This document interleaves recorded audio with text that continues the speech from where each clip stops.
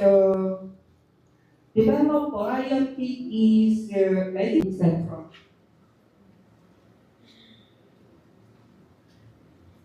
Cultivation government office of the Ministry of Agriculture, Food and Rural Affairs.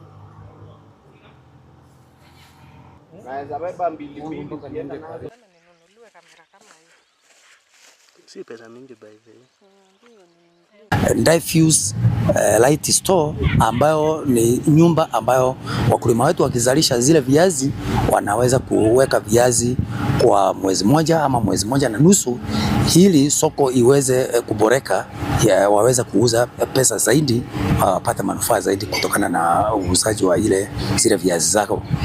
Tumepata wakulima wameweza kuongeza ile tunaita gross margin ama. Okay, so far we focused on increasing production yield in this area, so they learned how to improve potato cultivation technology, but to maintain quality is very important. Angalia pale tuko na diffuse store mali ambapo huwa tunanunua viazi hasa mbegu, tunakuja tunaweka pale kwa muda, alafu tunaidispose ama tunapatiana kwa wakulima wetu. Alafu lengo letu ni kukua sisi ndo tunaweza kuuza viazi Kenya mzima, kwa sababu hilo ndilo tamanio letu. Ile changamoto tunapatanga ni wakati mwingine unaweza kuwa mshanga uko na acid, lakini tumefunzwa mambo ya kupimiwa mchanga. Nimelima viazi kwa muda wa 30 years.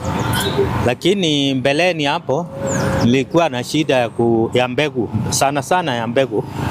Mbegu ni tulikuwa tunanunua kutoka kwa watu huko, ikiwa generation yake imeenda sana.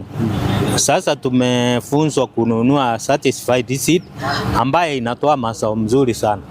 Yes.